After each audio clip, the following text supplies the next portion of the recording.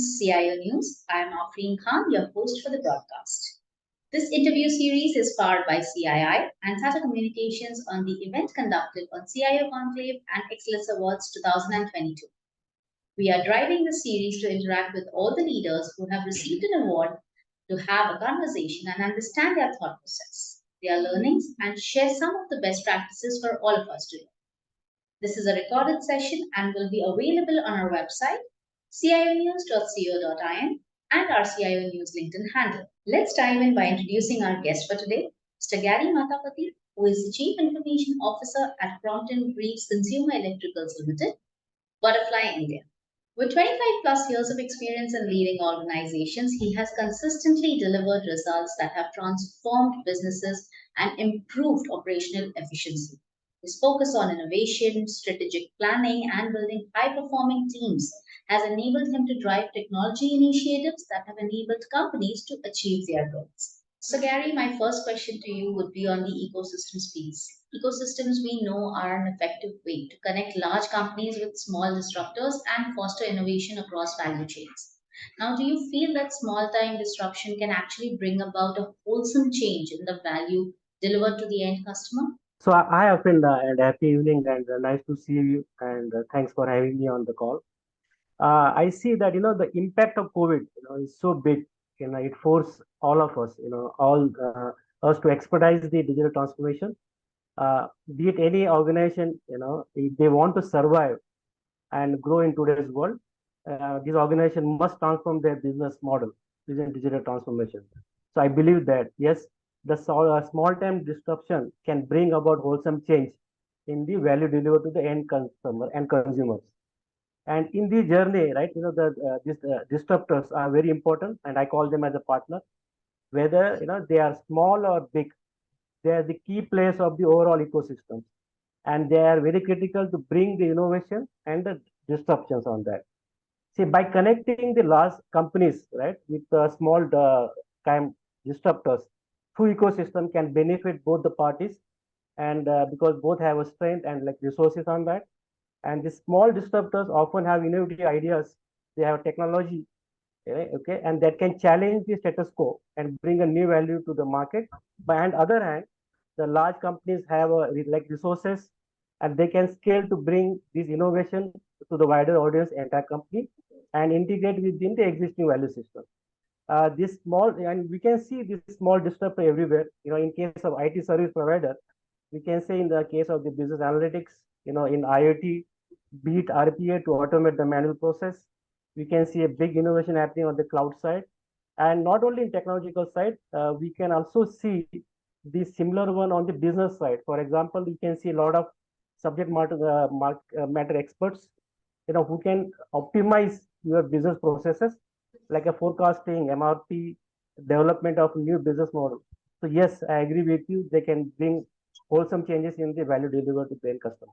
Correct. So, now that we talk about customers, the next keyword that we usually jump onto is experience. So, do you believe that organizations need to go beyond employee and customer experience and start thinking about enabling total experience that actually encompasses all stakeholders from the employee to the partner to the customer and the user? Yes, totally agree. All these stakeholders, in the value chain, right, are very important to sustain and grow a business, and their inputs are very important, and their support is also important.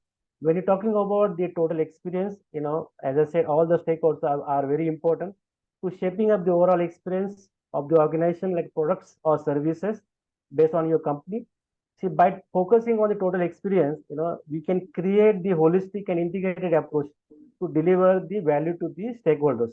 For example, if you see nowadays, FMCG or FMCD, your consumers are very critical, your end consumers, your primary customers are very important, like a dealer, distributor, wholesalers, you are like retailers who actually works on the like secondary market, they are very critical. Your influencer, for example, your architect, your electrical person, right? They are also very important, along with the employees, as you rightly said, and the service partner. The service partner can be IT service partners and your suppliers of the raw material packaging and vendor. All these people, right? They are very important for a total experience and for a total growth of the company. today, we live in the collaboration world thanks to the COVID. So, where we need all the stakeholders. So it's very important to have a work on the total experience. So you have to consider all the stakeholders in your value chain. Yes. Yes. So when we actually talk about encompassing all the stakeholders, it is more of a journey and not a one-day process. And specifically when we are talking about shaping up, it's where everything is evolving at every step. So, in this journey of yours, what will be your expectations from your service provider and the overall transformation here? So your service provider, which I call them the partner, play a very critical role, you know, and when because I am a CIO, so I deal with a lot of IT service provider in the digital transformation journey. We have to work with them. So they must be agile. They should be able to change it. They must have expertise and experience, not only just in technological side, but they should understand the business. It's very important. And today, as I said earlier, we are living in the collaborative world.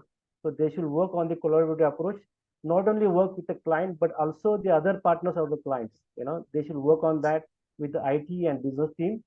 And now, because of this open world, we need to have a strong experience on the information security area. They should understand Yes. what is SOC 1, SOC 2, VAPT. So this kind of knowledge they should have it, and they should have a data-driven approach and also have the expertise in the integration. Like when you have work on the IT service provider, development of one application may not help, but how it can integrate with the existing application is also important.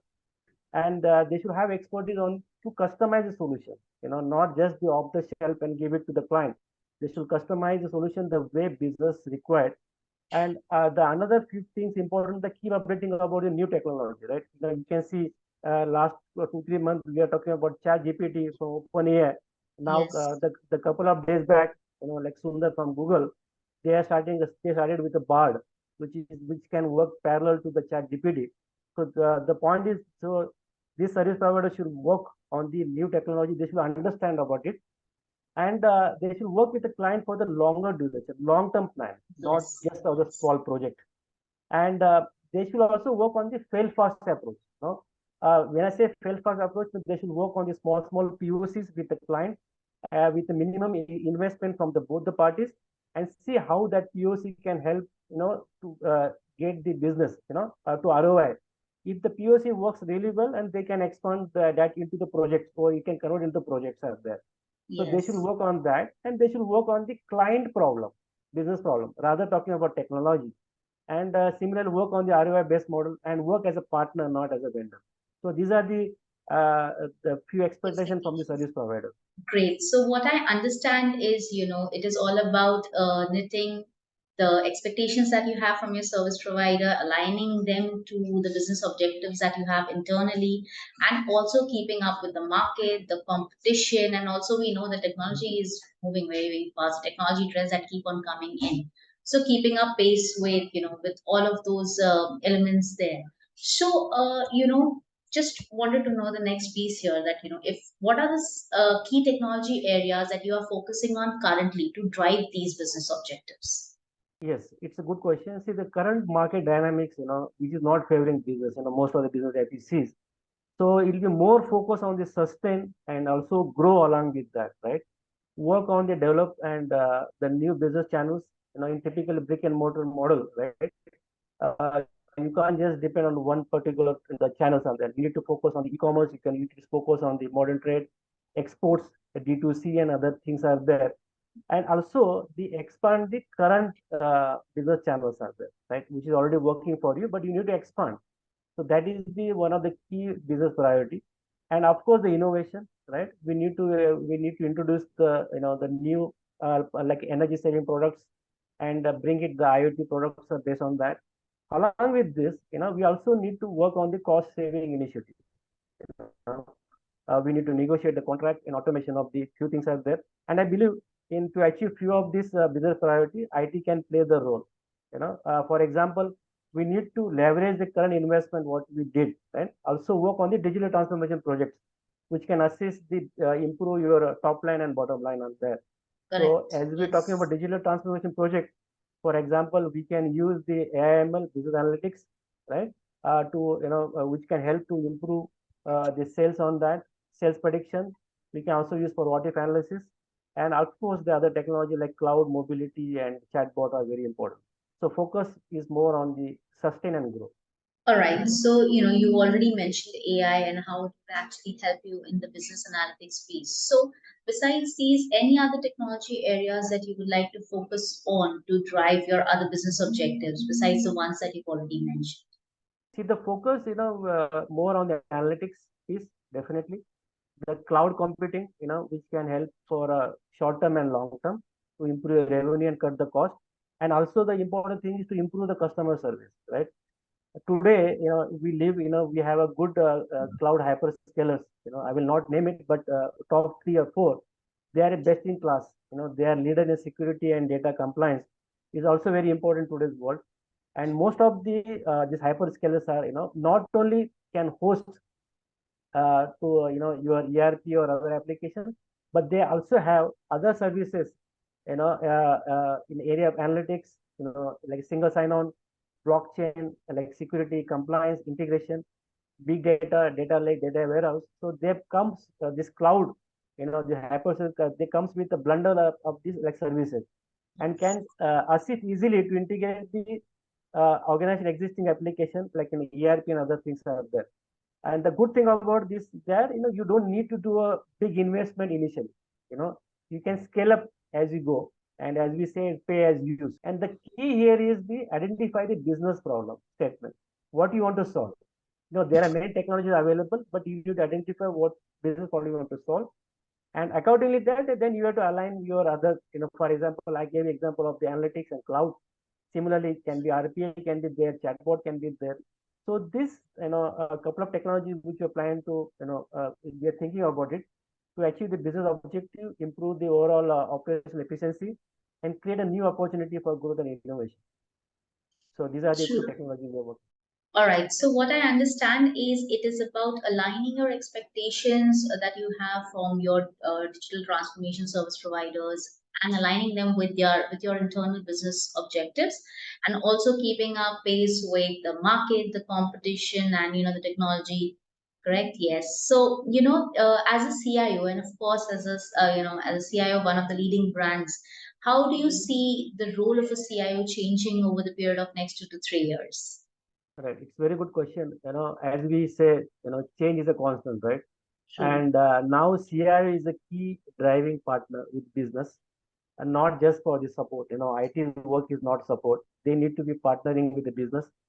And I believe that CIO can be or will be a change agent, right? And this role will evolve in response to several trends in the business model and technology. You know, the focus, which I believe in a CIO, will be there. Focus on the like digital transformation, which will be 3 to 5 years horizon. Okay, Yes. more focus on the innovation, right? How we can innovate in the IT space, and also in the business space where IT can enable the business. And then they can be, as I said, when I say partner, they need to participate or they will be part of the business meetings, right? They will be visiting the customer. The impact we are doing right now, we're visiting the customers in the market, understand the sales team, right? On the ground, they Yeah. can be part of the sales team or NPD and SNOP meetings are there. And the one of the important things is to how we can leverage the existing IT investment, right? And so we can use that to cut the cost. We can use the cloud, solutions, SaaS-based solutions, right? Apps are available which can help you to improve the service. Also, it can help you to cut the cost on that. Another areas which I talked earlier about driving the analytics for a better business decisions, right? And also which can help to improve the top line. And because of now we are all connected world and we are talking about the collaboration, so more attention to cybersecurity, Yes. data privacy, and now the data privacy bill is also coming very soon. The focus will be also on the cybersecurity and data privacy side. So these are the few Correct. areas where I feel that CIO role will be evolving on that. Yes, so particularly when we are talking about staying connected and especially with all the changes that are happening globally in the post-COVID era, how are you looking at accessing the new hyper-connected global ecosystem that's evolving? See the pandemic, there are also positive side, had speed up the adoption of digital technology, right? And transform the way we live, right? The way we work and shop and socialization from home, right? I'm right now talking to you from my home, right? And so there is a huge increase in the use of digital tools like Microsoft Teams, Zoom, WhatsApp, mobile apps, and cloud. This resulted overall into hyper-connected global systems out there, where people from all over the world, right, can interact and collaborate at the real time. On one side, businesses are using this digital technology to reach the stakeholders like customer and consumer and improve the business. On other side, there are also risks associated with the hyper-connected ecosystem like cybersecurity threat, which I talked about, data loss. So in the new hyper-connected ecosystem, right, the organization need to be more agile, innovative and adaptable to stay ahead in the race, not only in the technology side, but also optimizing the business model. Right? Right. Earlier, we were talking about like a brick and mortar, other things. Are right now, we are talking about the rental economy of like a platform-based economy. So there's so many things are happening rapidly from business side also. So the more focus will be on the digital transformation, which I talked earlier also, cybersecurity and remote working, and the business model optimization. Yes, so I think when we're talking about optimizing the available technology and keeping up pace with all that is moving so fast, I think those were really great inputs from your side. And with that, I move on to my last question. Like, what are your views on the CII Tata Communications Center for Digital Transformation as a cross-industry initiative? Yeah, it's a great work and the congratulations to entire CDT and CI CDT team, Tata Communication and like ProTVT for starting this wonderful initiative in area of digital transformation. And this will definitely promote the digital transformation and digital like literacy and innovation for a small medium scale enterprises in a big way, right? And this will also directly assist, part of the digital first India or digital India, which is a part of the Atmanirbhar Bharat program, which runs by the government of India under the leadership of like Prime Minister Modi ji. And I believe, the entire this initiative, it will definitely help in that direction. And I believe next 15-20 years is of India. India will be on the driving seat, which will drive the world growth, right? Be in the manufacturing, be in supply chain and services like IT and other services, and also other industries, right? So in overall that, the key is the digital transformation. It will play a big role. So definitely, I believe that this initiative will be, will be part of that entire growth story. Yes, I think on the infrastructure piece and also on the information technology piece, the way we have been putting up, and actually it's got a boost in the post-COVID era. So, and we really needed it actually. So, yeah. Thank you so much, Gary. It was really, really nice talking to you. And thank you so much for all your valuable inputs for us and also the viewers. Thank you once again. Yeah, thank you, Afreen. Take care. Bye bye.